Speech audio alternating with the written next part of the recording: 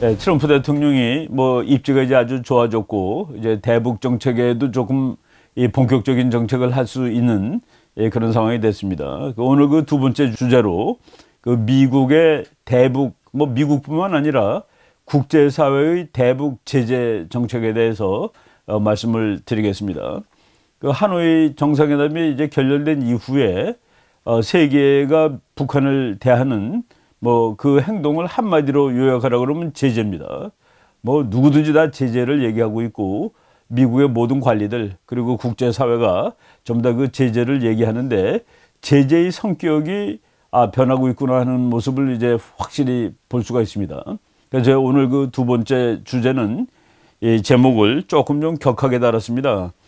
김정은 체제를 정조준하는 전략적 교살 작전 해가지고 좀 뭐 무서운 제목인데 이거는 뭐 제가 만든 말이 아니라 이미 용어로서 쓰이던 말입니다. 이제 strategic strangulation, strategic이면 전략적이라는 뜻이고 strangulation이라는 말은 뭐 목 졸라 죽이는 것을 의미합니다.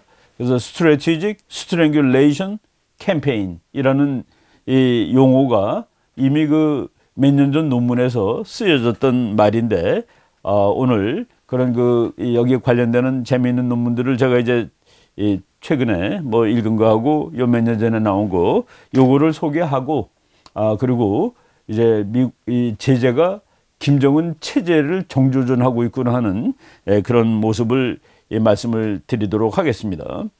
제가 그 지금 이 제목을 따온 논문이 논문 제목이 A Strategic Strangulation Campaign for North Korea. 그러니까 북한을 향한 이제 전략적 교살 작전 뭐 이렇게 되면 되겠습니다. 부제가 Is the international community ready for what may come next? 앞으로 다가올 그 상황에 국제사회는 준비하고 있는가? 이것이 그 데이비드 맥스웰이라고 제가 이제 본 강의를 통해서 여러 번 그 소개했던 학자인데 본시 그 미국 그린벨의 대령 출신의 아주 뭐 이 체격이 두툼하고 그런 분입니다. 그 사람이 2016년 3월 6일 날 그 쓴 논문이에요. 그리고 또 제가 최근에 아주 그 재미있는 논문을 뭐 논문이라기보다도 뭐 긴 에세이라고 얘기할 수가 있겠습니다. 3월 8일 날 나온 또 그 재미있는 그 에세이를 하나 봤는데 그 두 개 그리고 이 폭스뉴스에서 이것도 특집 비슷하게 나왔는데 김정은의 자동차에 관한 특집이 나왔습니다. 김정은이가 자동차를 정말 많이 갖고 있다. 그 방송을 한 내용을 보니까 김정은이라는 그 한 인간을 상당히 그 인격적으로 좀 모독을 하고 비하도 하고 조롱을 하는 그런 생각이 들었습니다. 그래서 이것을 종합해서 오늘 말씀을 드리도록 하겠습니다. 전략적 교살 작전 이 논문이 3년 전에 데이비드 맥스웰 씨가 썼는데 이 서문이 상당히 그 이제 감정적입니다. 그러니까 서문을 제가 이제 번역을 한번 해봤는데 잠깐 번역한 부분을 읽어드리겠습니다. 유엔과 중국, 러시아를 포함하는 국제사회는 중국, 러시아라는 말을 따로 쓴 거가 중국과 러시아는 항상 그 북한을 국제사회가 이제 못 살게 구는 뭐 또 이제 제재를 가할 때 거기에 좀 반대하는 입장을 쭉 이제 폈던 나라들이 중국과 러시아죠. 근데 벌써 이제 3년 전에 이미 중국과 러시아조차도 더 이상 북한에 대한 제재를 반대할 수 없는 그런 상황에 이제 이르는 시대였습니다. 그래서 이제 저자가 유엔과 중국, 러시아를 포함하는 국제사회는 김정은의 행태 그리고 지역의 안보를 향한 김정은의 위협, 그러니까 김정은 때문에 동북아시아 안보가 전부 지금 파탄나고 있는 것이죠. 그리고 거기다 더해서 2,500만 북한 주민을 가혹하게 억압함으로써 김정은이 2,500만 북한 주민을 가혹하게 억압한다는 얘기입니다. 바로 그것을 그 뭐라고 이 사람이 이제 용어를 썼냐면은 crimes against humanity. 바로 김정은이 북한 주민 2,500만에 행하고 있는 이 잔악한 그 탄압은 인류에 반하는 범죄라고 썼습니다. 인류에 반하는 범죄를 저지르고 있는 김정은의 죄악상이 20세기, 21세기에 히틀러, 모택동, 폴폿의 압정을 능가하는 것이라는데 동의하는 데 이르지 않았는가. 그러니까 유엔이나 중국이나 러시아나 국제사회 모두가 북한이 군사적으로 위협하는 것, 그리고 김정은이 북한 주민을 탄압하는 것, 이것이 역사의 유례를 볼 수 없는 그런 잔인한 것이라는데 이제 우리가 다 동의하는 상황에 이런 것이 아닌가, 이렇게 질문을 했습니다.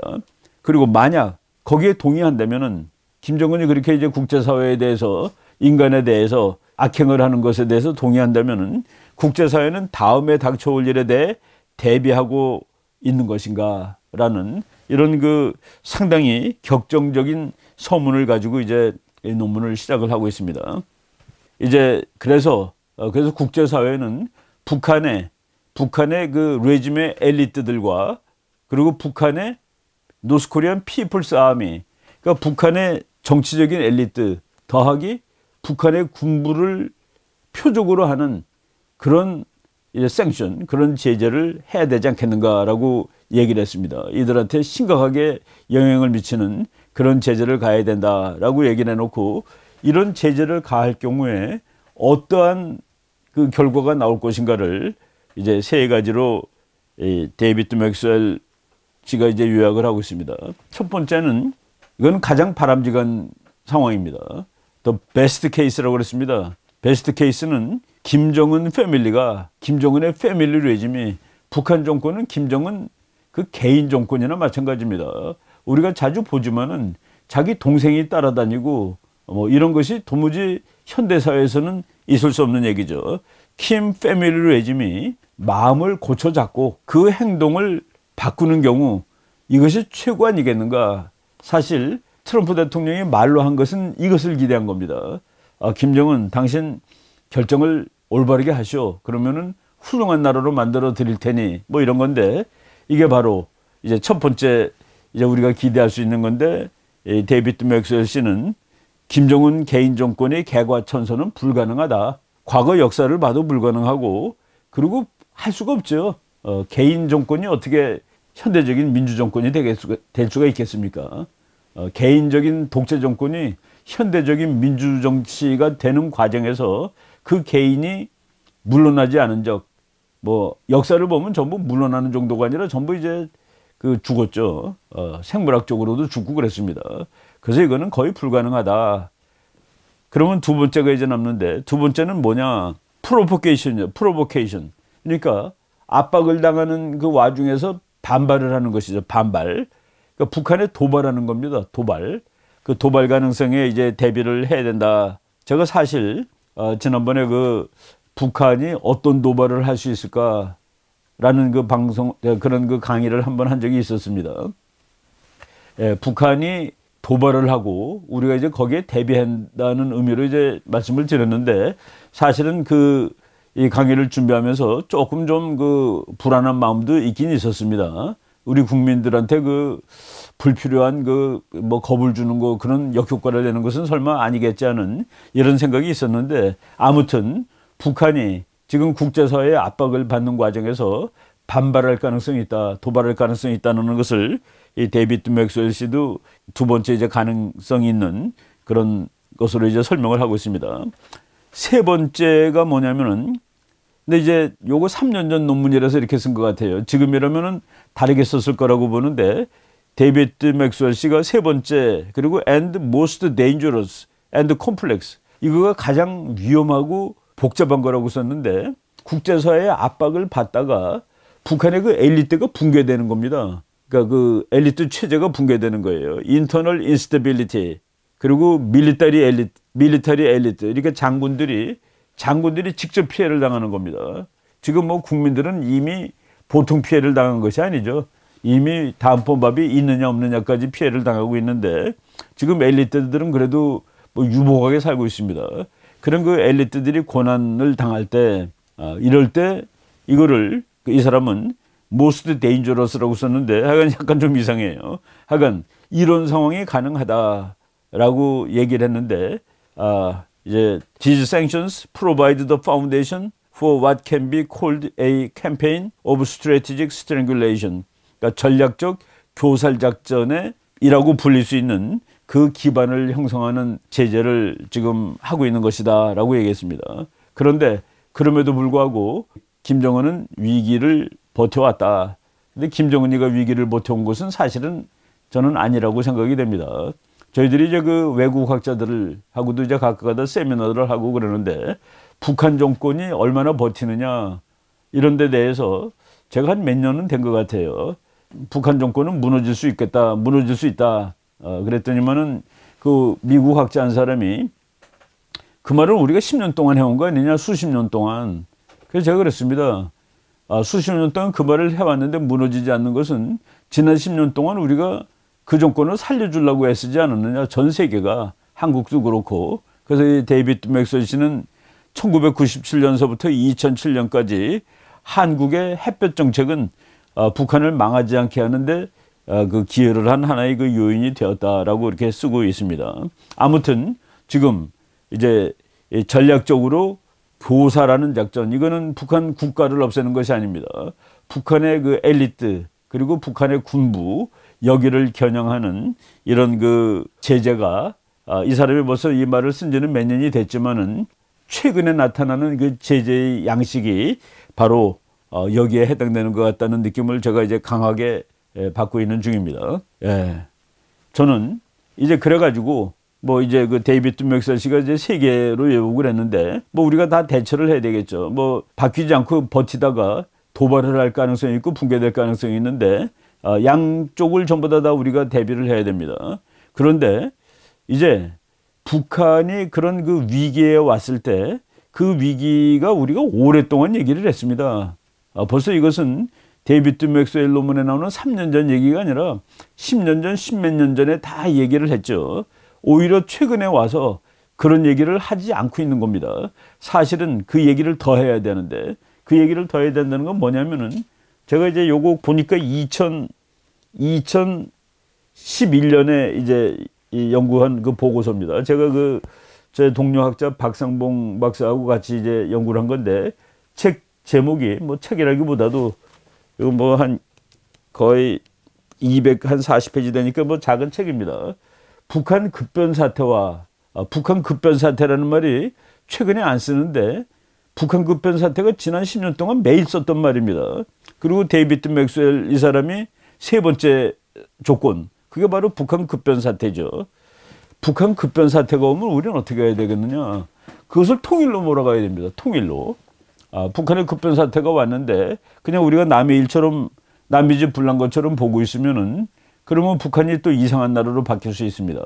그리고 또는 뭐 아주 최악의 시나리오를 만들면은 중국의 그 한 부분이 될 수도 있고 최악의 경우에 이런 거를 막기 위해서 우리는 북한 급변 사태가 오면은 이거를 통일 정국으로 통일을 향해서 가는 그 방향으로 이제 끌어갈 준비를 해야 되는데 그러기 위해서는 각 단계별로 우리가 대비책을 다 마련해 둬야 됩니다. 이런 준비를 잘 못하면은 우리가 북한의 운명을 우리가 쥐고 있는 것이 아니라 국제사회한테 맡겨버리는 그런 그 우를 범하게 될지도 모른다라고 먼저 이제 말씀을 드리겠습니다. 이것보다 이제 지금 아주 최근에 3월 8일 날 나온 그 제가 짧은 아티클을 하나 읽었는데 요 제목이 아주 재밌습니다. Exploit the North Korea military to find peace. 평화를 찾아내기 위해서 북한의 군부를 exploit는 뭐 이렇게 그 뭐 짜내라 뭐 이런 얘기죠. 북한의 군부를 활용해 가지고 평화를 한번 찾아보자. 찰스 K 드즈라는 그 분인데 이분 난 요번에 그 처음 발견했습니다. 이 사람이 보니까 미국 육군 중령 예비역이고 그리고 하와이에서 하원의원을 했던 사람입니다. 공화당으로 하원의원을 하다가 이제 지금은 뭐 공화당에서 탈당을 한 것 같아요. 인디펜던트라고 나옵니다. 정치 성향이. 그런데 지금 현재는 하와이 퍼시픽 유니버시티에서 정치학을 가르치고 있는 이런 사람인데 이 글이 정말 재미있는 그리고 의미 있는 그리고 제가 이제 이거 정말 맞는 글이구나 하는 생각을 가질 수밖에 없는 글을 썼어요. 제가 그 글도 잠깐 소개를 하겠습니다.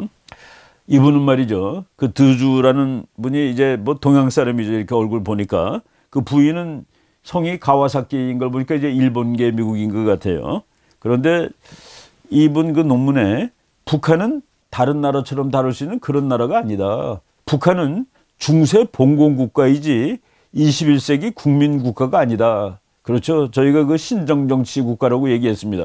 미디벌 퓨덜 로드십, 중세 봉건 국가에 해당되는 나라입니다. 그래서 북한이라는 이 지금 저 이상한 나라를 다룰 때 우리가 다른 그 보통 국가를 다루는 것과 같은 방식으로는 다뤄질 수 없는 나라죠. 그래서 이 사람은 이런 말까지 썼습니다. 김정은과의 직접 협상은 무의미하다. Direct negotiations with 김정은 is fruitless. 무의미하다. 미국은 대북 정책을 바꾸어야 하는데 북한의 군부를 통해 한반도의 평화와 통일을 이룩하는 방안을 찾아야 한다. 여기서 북한의 군부를 통해서 via the DPRK military, 군부를 활용하면 된다라고 했는데 이것은 우리가 그 학교 다니면서 공부한 혁명론의 기초입니다. 혁명론의 기초를 이 사람이 정확히 이해하고 얘기를 하고 있는데 이제 그 논문 다음 부분이 이런 말이 나옵니다. 역사적으로 독재 정권을 유지함은 물론 그것을 교체하는 데 가장 효과적이며 빠른 길은 그 나라의 군부를 통하는 길이었다. 군부를 통해서 정치가 유지도 되고 그리고 정치가 교체도 되는 겁니다. 특히 독재 국가일 땐 그렇죠. 그래서 그 혁명론에 아주 유명한 책을 쓴 사람들이 이런 말을 합니다. 아무리 그 정권이 나쁘고 능력이 없고 정말 폐악질을 하는 정권일지라도 군부의 지지를 잃지 않는 한 잘 무너지지 않는다. 군부의 지지만 확보하면은 정말 나쁜 정권이라도 지탱이 된다는 그 얘기입니다. 그거를 가장 확실하게 이해하고 있던 정권이 북한 정권입니다. 그래서 선군 정치, 군대만 잘해주면 되는 거야. 국민은 굶더라도 군대가 배부르면 되는 거야. 바로 서구 학자들이 만들어 놓은 혁명이론, 정치 체제론, 이걸 그대로 북한이 이론을 답습해 가지고 정책을 펴고 있다. 그 말을 하고 있는 겁니다. 그런 이유는 간단하다. 군은 독재자의 권력을 유지시키는 총을 가지고 있기 때문이다. 그렇죠. 독재 국가가 권력이 유지되는 것은 국민의 자발적인 지지가 아닙니다. 국민을 내려누름으로써 정권을 유지하는데 총을 가지고 있으니까 총을 가지고 있는 자가 정권을 유지하는 거 아니냐. 북한 정권에 대해서 정말 적나라하게 이제 이 분이 글을 쓰고 있습니다. 권력은 총구에서 나온다는 건 이게 공산주의자들의 아예 그냥 기초 이론이죠.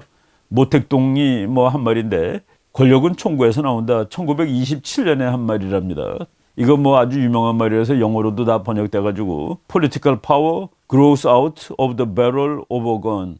그러니까 총구, 우리가 총 앞에 그 쇳덩어리 총신을 배럴이라고 그러죠. 정치 권력은 총구에서 나온다. 북한에 당연히 그렇죠. 그런데 김정은도 이런 사실을 잘 알고 있다는 겁니다. 당연하죠. 그러니까 성군의 나라가 된 것이죠. 김정은 패밀리는 물론 이런 사실을 잘 알고 있다. 그래서 군을 이제 유지시켜 주는 겁니다. 자기는 권력을 유지하고 자기를 떠받치는 군은 온갖 특혜를 다 주는 거예요. 상을 주는 겁니다. 그래서 김정은은 이 같은 사실을 알고 있다. 군부에 자신 가족의 권력 유지를 의탁하고 있는 김정은은 군부를 융숭하게 대접해주고 있고 그럼으로써 자기 정권을 유지하는데 그래서 이제 여기서 북한군의 성격도 또 나옵니다. 북한군이 서방 측의 또는 민주국가의 군대와 같은 그런 역할만을 하고 있지 않은 거예요. 그래서 이 드주라는 이제 지금은 학자겠죠. 대학에서 이제 강의를 하고 있으니까 북한군은 탱크와 비행기만을 작동시키는 사람들이 아니다. 북한군은 병력을 사용해서 그러니까 그 과거의 퓨덜 아리스토크라시 봉건 사회의 귀족들은 하여간 농노라고 그러죠. 노예들을 사용해 가지고 그러니까 왕한테 충성을 바치는 대신에 자기도 권력을 가지고 자기의 이익을 얻는 겁니다. 그러니까 북한의 군인들 예를 들어 사단장이라든가 군단장은 그 병력을 가지고 나라만 지키는 게 아니에요. 그 병력을 가지고 농장도 운영하고 공장도 운영하고 자기 개인의 사리사욕을 채우는 거죠. 그리고 이 랜드로드가 되는 예를 들어 지주가 되는 김정은한테 충성을 바치면 되는 겁니다. 자기도 부자가 되고 김정은 정권은 유지가 되고 그래서 둘이 이제 서로 공생관계입니다. 북한의 군하고 북한의 정권하고가 공생관계, symbiotic relation이라고 그랬습니다. 그런 공생관계인데 이제 이 공생관계를 깨놓는 그런 생션을 가하자라고 얘기하는 겁니다. 이 공생관계만 붕괴시켜 놓으면은 그러면 북한은 붕괴된다는 그 얘기죠. 예. 지금 북한 사람들이 밥을 굶고 있습니다. 그런데 그것이 군부하고 그리고 김정은 패밀리의 문제겠느냐. 예, 이런 거 이 사람의 얘기를 보면 우리가 항상 하던 말이지만은 트럼프가 북한을 정말 잘 살고 부자의 나라로 만들어 주겠다. 그는 김정은의 관심사가 아니에요.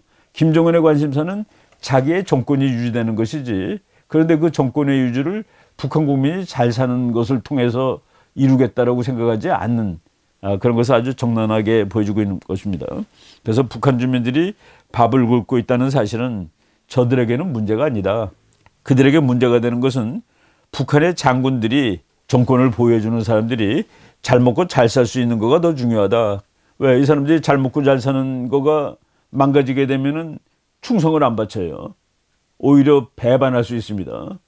이거 저 사람 떠받치다가 우리 다 굶어 죽겠다라는 생각을 하게 되는 것이죠. 그래서 이 찰스 K 드주라는 이분이 북한의 군부를 어떻게 작동해가지고 익스플로이트 해가지고 그래서 지금 평화를 찾는 방법을 한번 생각해 보자는 얘기입니다. 사실 그 북한에서 지금 북한이 벤츠 자동차가 대한민국보다도 요새는 뭐 우리나라 그 벤츠 자동차 타는 사람들 많지만은 한때는 북한이 더 많은 적도 있었습니다.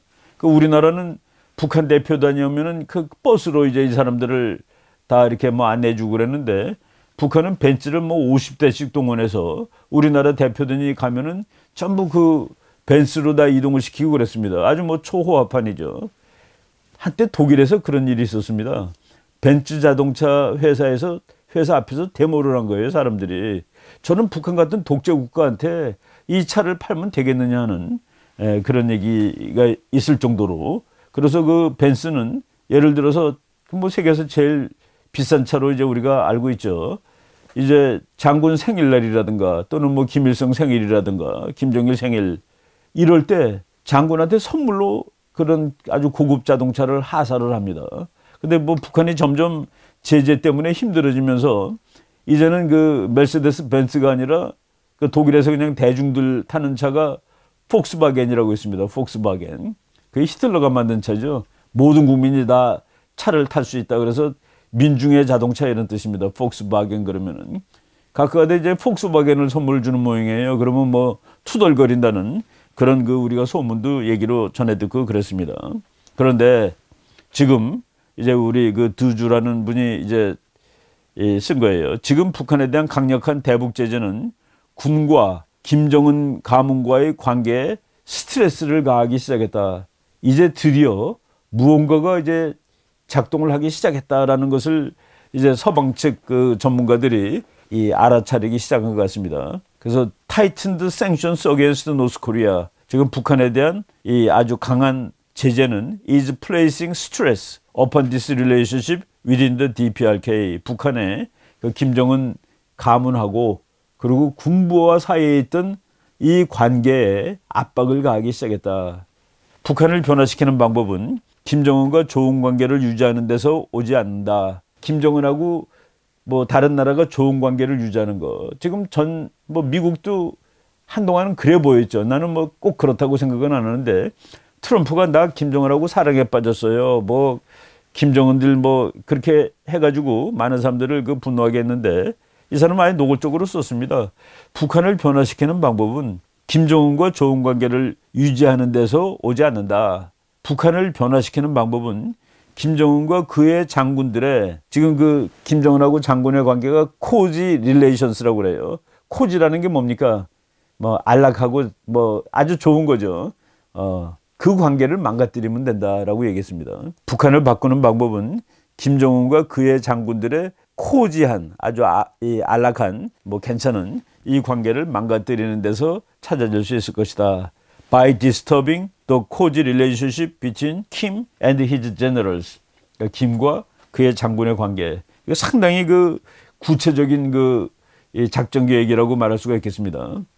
그러면서 이제 재밌게 이 사람이 그 썼는데 북한에 지금 북한 장군들이 제가 뭐 지난번 강의에서 그런 말도 했죠. 지금 북한한테 팔 수 없는 물건이 그냥 보면 정말 쑥스러운 물건들 많다고. 예를 들어서 뭐 철갑상아리라든가 평면 TV, 피아노, 고급 만년필, 망원경, 뭐 이게 누구한테 필요한 거겠습니까? 김정은이 사가지고 선물로 주는 물건들이죠. 만년필, 뭐 별게 다 들어가 있어요. 예. 그런데 북한 장군들 중에서 지금 미국은 그 아예 사람을 지정해가지고 제재를 가합니다. 그런데 일부한테는 제재를 하지 말라는 얘기예요. 그 사람들한테는 뭐 다 좋은 거를 줄 수 있게 뭐 갖다 줘도 되는 것이죠. 북한들 장군들 중 일부를 제재의 대상에서 제외시킴으로써 장군들 사이에서 이제 갈등이 나는 겁니다. 갈등과 시기와 질투와 북한 군부를 가지고 놀라라는 얘기죠.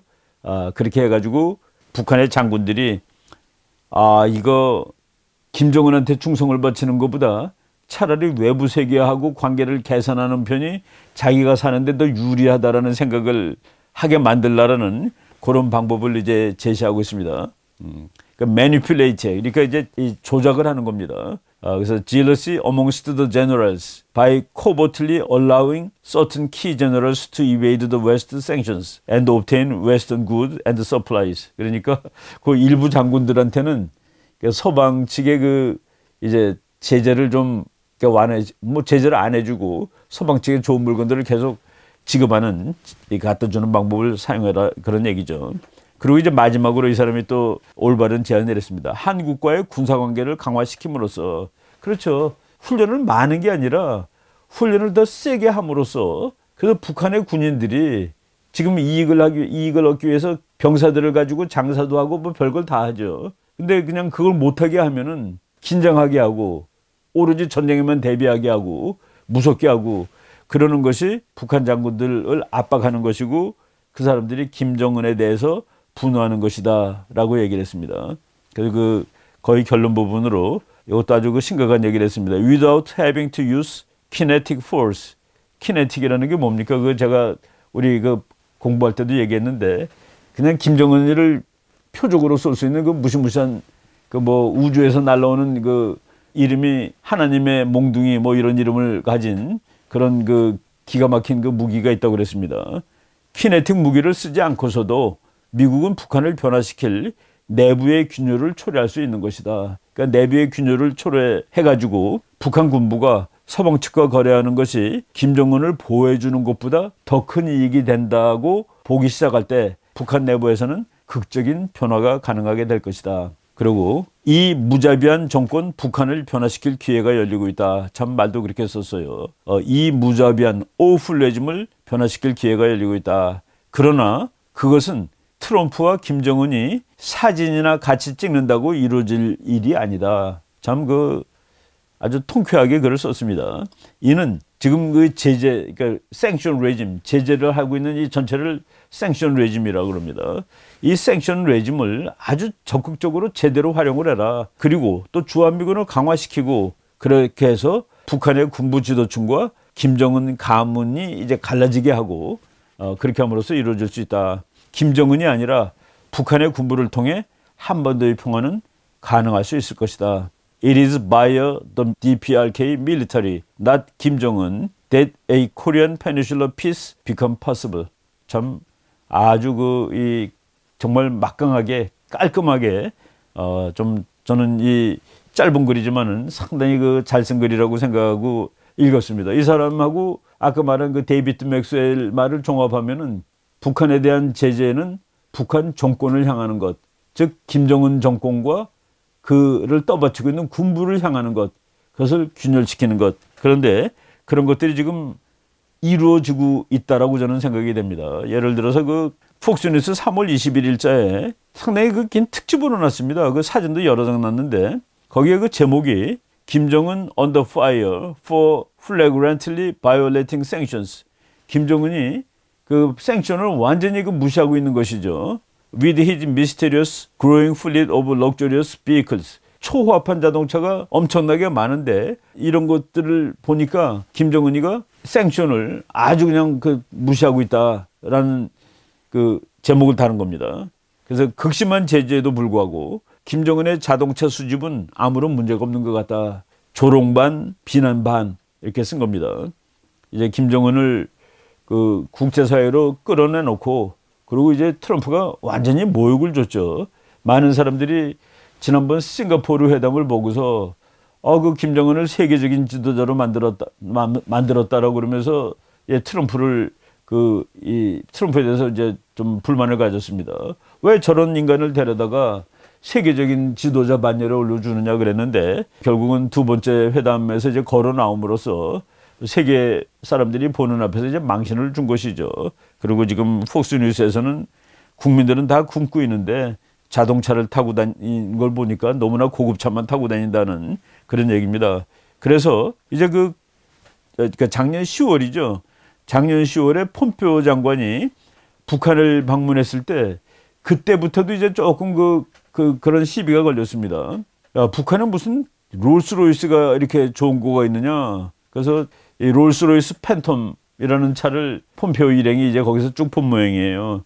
폼페오 일행 중에서는 그 밥을 먹으면서 이제 북한이 제공하는 이제 식사를 하는 거죠. 이 국민이 굶는 나라에서 이렇게 초호합한 밥을 대접받았다는 사실이 좀 뭐하다라는 그런 글을 올리는 사람도 있었습니다. 근데 이 롤스로이스 팬텀이 한 대가 50만 달러짜리랍니다. 그리고 뭐 거기서 갔던 사람들이 얘기를 했겠죠. 2012년형에서부터 2017년형쯤 된다. 그러니까 몇 년형인지 정확히 모르는 것 같아요. 이거를 북한이 어떻게 가지고 있을까? 제재를 했는데 제재를 하면은 그것이 북한에 들어가지 못하는데 이거 누가 줬을까가 이제 시부가 되는 거죠. 그리고 김정은이가 또 가지고 있는 차가 뭐 저희들 이름도 잘 모르는 차입니다. 하도 뭐 이름이 길어요. 메르세데스 마이바흐 S600 풀만 가드. 뭐 차 이름이 길게 깁니다. 이거는 한 대에 150만 달러랍니다. 150만 달러. 그리고 이제 렉서스 LX 570. 뭐 우리 남자들이 보통 자동차에 관심 많잖아요. 저도 뭐 자동차 그냥 뭐 이렇게 관심 있게 보고 그런 편인데 뭔지 모르는 차들입니다. 예, 지금 여러분들이 보는 차가 이제 풀만 가드라는 뭐 150만 불짜리 차인지 모르겠는데 이거를 한국 대통령 북한 올라갔을 때 김정은하고 그 차를 같이 타고 이제 뭐 시가 행진을 하는 그런 장면이죠. 우리나라 정부에 대해서 이 차가 몇 년형인지 좀 가르쳐 줄 수 있느냐라고 국제사회가 문의를 한 거로 돼 있습니다. 직접 본 사람이 몇 년형인지 혹시 알면 좀 가르쳐 달라는 그런 얘기죠. 지금 이게 UN 북한 제재 보고서에도 이 그림이 다 올라 있는데 뭐 이 그림을 빼달라고 그랬는데 국제사회가 빼주지 않은 것으로서 이제 돼 있습니다. 근데 김정은은 도대체 차를 몇 대나 가지고 있는 것일까? 이거를 100 내지 300대가량의 최고급 자동차가 평양의 비밀스러운 주차장 속에 있다라고 이렇게 나와 있습니다. 100대 내지 300대. 물론 이제 김정은 혼자 다 모은 것은 아니고 여기 쭉 나온 거 보니까 김일성은 링컨하고 캐딜락을 그렇게 좋아했답니다. 미국 차, 미제차.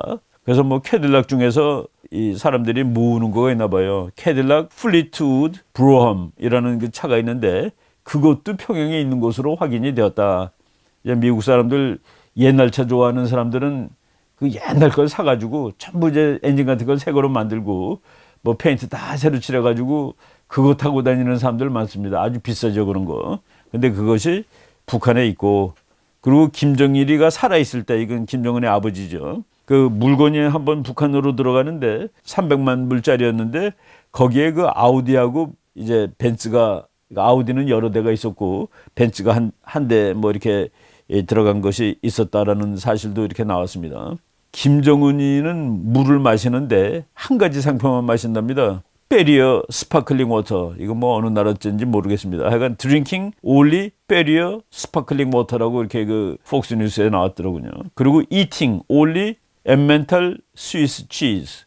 엠멘탈 치즈라는 거 우린 본 적도 없습니다. 스위스의 엠멘탈 치즈만 먹는다. 이거가 왜 이런 기사를 냈겠습니까? 지금 어떤 식으로 제재를 해야 된다라는 것을 이제 강조하는 것이죠. 북한이 뭐 거의 국민들이 이제 보릿고개를 넘기느냐 마느냐 하는 이런 엄중한 사태에 있는데 이런 뉴스를 내는 것은 이제 제재의 방향이 어디로 가야 된다는 것을 언론 나름대로 이제 지시하는 거라고 보입니다. 김정일이는 그렇게 벤츠를 좋아했답니다.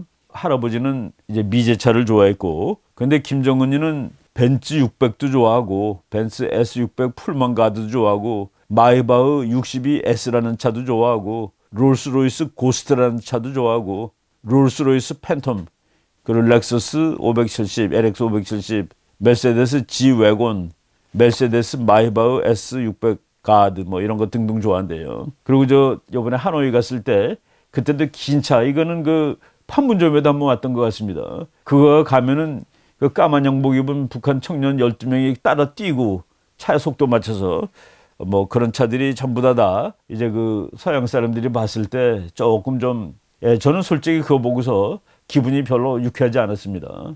우리나라 사람 중에서 일부는 뭐 그 김정은을 위인이라고 그러고 존경하는 사람이 있는지 모르겠는데, 그거는 좀 말이 안 되는 것이죠. 이런 차들은 전부 완전한 방탄차라고 그럽니다. 그리고 폭스뉴스는 이런 기사까지, 이거는 상당히 그 개인을 모욕하는 기사인데, 김정은의 기차에는 토일릿 비클이 따로 있답니다. 토일릿. 화장실만 있는 차가 따로 있는데 그거는 오로지 김정은만이 쓰는 화장실이 있는 차예요. 김정은은 never using a public restroom. 결코 일반 시민들이 쓰는 그런 화장실은 가지 않는다. 그 이유를 두 가지로 정리를 하고 있습니다. 하나는 건강 정보가 누출되면 안 되니까. 거기 뭐 독재자는 숨겨야 될 게 너무나 많죠. 뭐 키 몇 센치도 숨겨야 되고 몸무게 몇 킬로그램도 숨겨야 되고, 중국의 어떤 기자가 그 지난번 후진타오가 당뇨가 있다고 썼다고 그래서 큰일 났단 뭐 벌 받고 그런 적이 있는 모양인데, 아무튼 건강 정보 누출 방지를 위해서. 그리고 또 하나 폭스뉴스가 이제 설명한 거는 미스칼 올마이티. 그러니까 올마이티는 뭡니까? 이게 하나님이죠. 김정은이가 이제 하나님 흉내를 내는 거죠.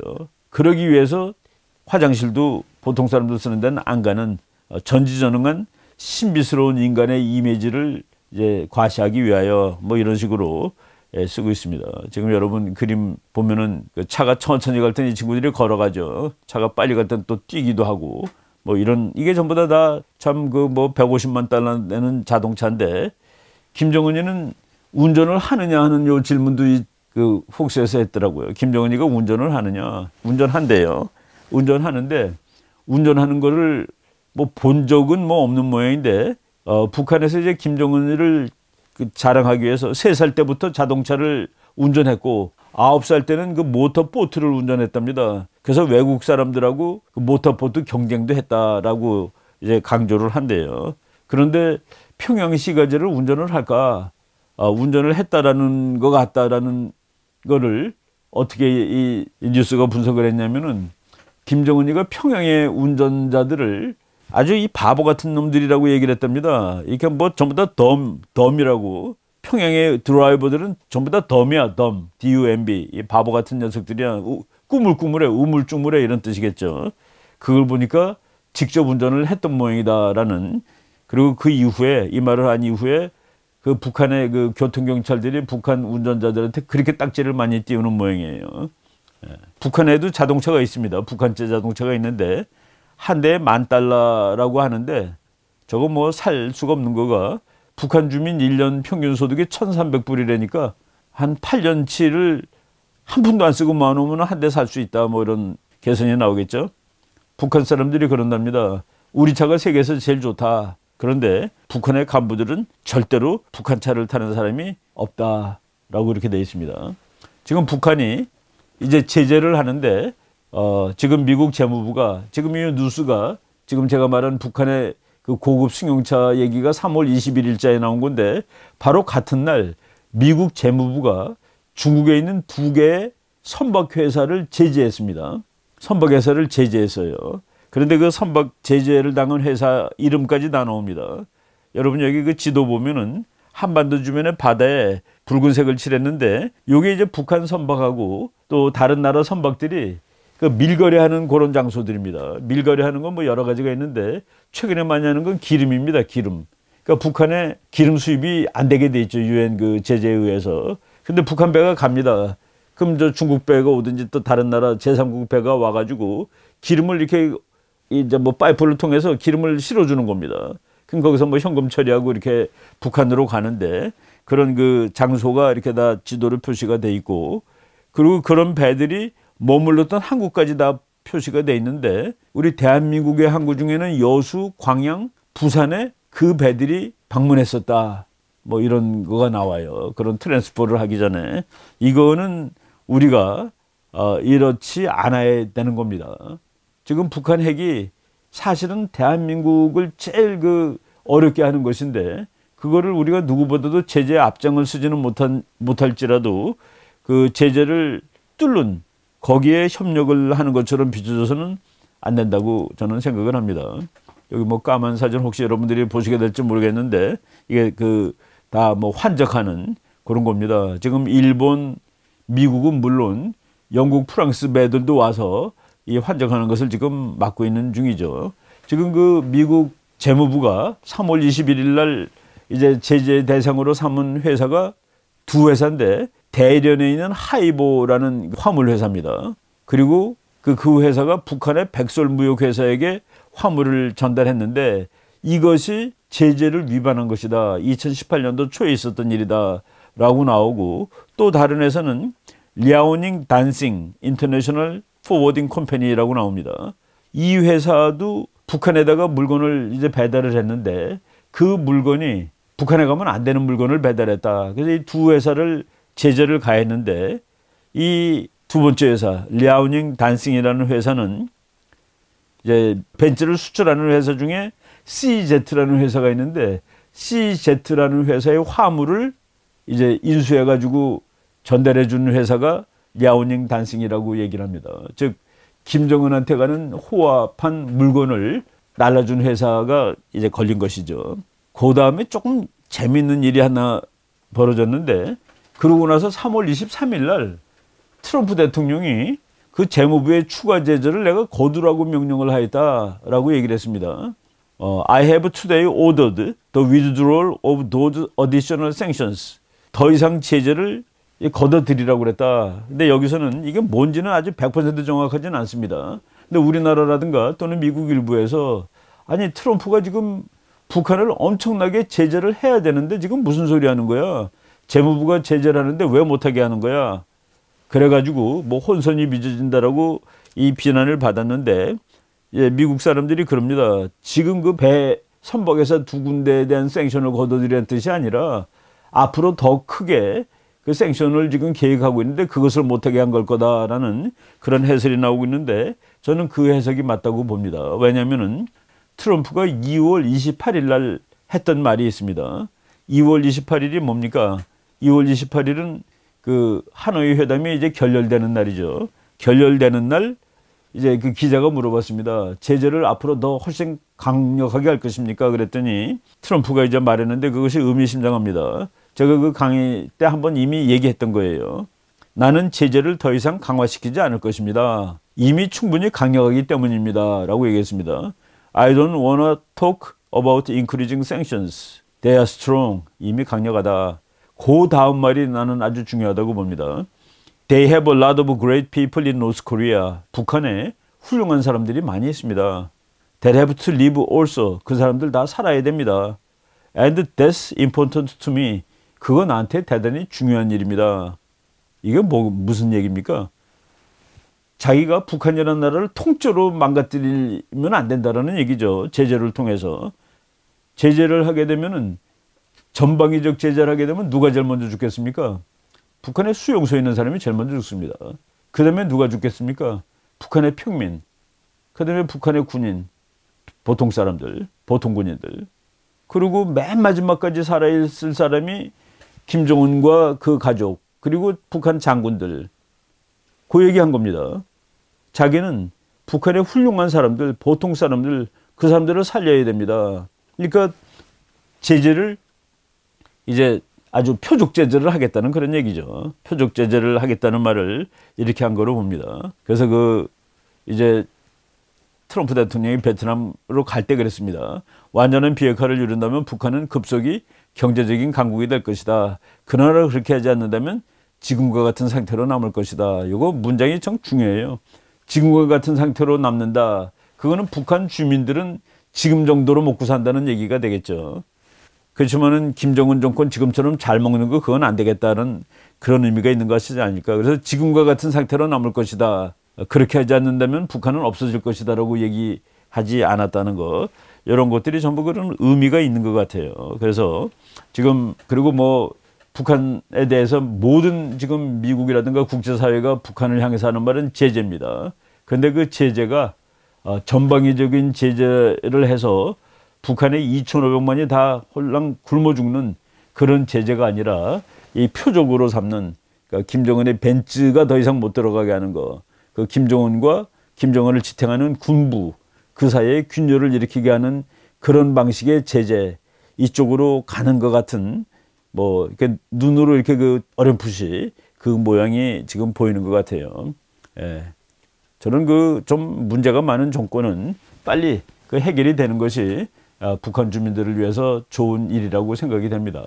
그리고 그런 날이 이제 다가오고 있는 것 같은데, 우리는 그런 상황이 왔을 때, 즉 북한 급변 사태, 우리가 많이 쓰던 말인데, 그런 사태가 왔을 때 다시 대비해야 됩니다. 그리고 그런 대비는 이런 그 보고서가 뭐 한두 개가 아닙니다. 이런 것들을 잘 이제 다시 꺼내서 다 이제 안 보고 처박아 뒀었지만은 다시 준비를, 뭐 미국 사람들도 수태 많이 썼죠. 이런 거를 해야 될 때가 되지 않았나 하는 생각이 듭니다. 뭐 말씀을 드리다 보니까 시간이 또 많이 지났는데, 오늘 요 정도까지 하고 제가 그 다음 시간에는 지금 한반도 주변에 상당히 그 군사적으로 아주 그 특이한 일들이 벌어지고 있는데, 그런 주제로 한번 말씀을 드리도록 하겠습니다. 오늘 거는 뭐 이 정도까지 하도록 하겠습니다. 여러분 고맙습니다.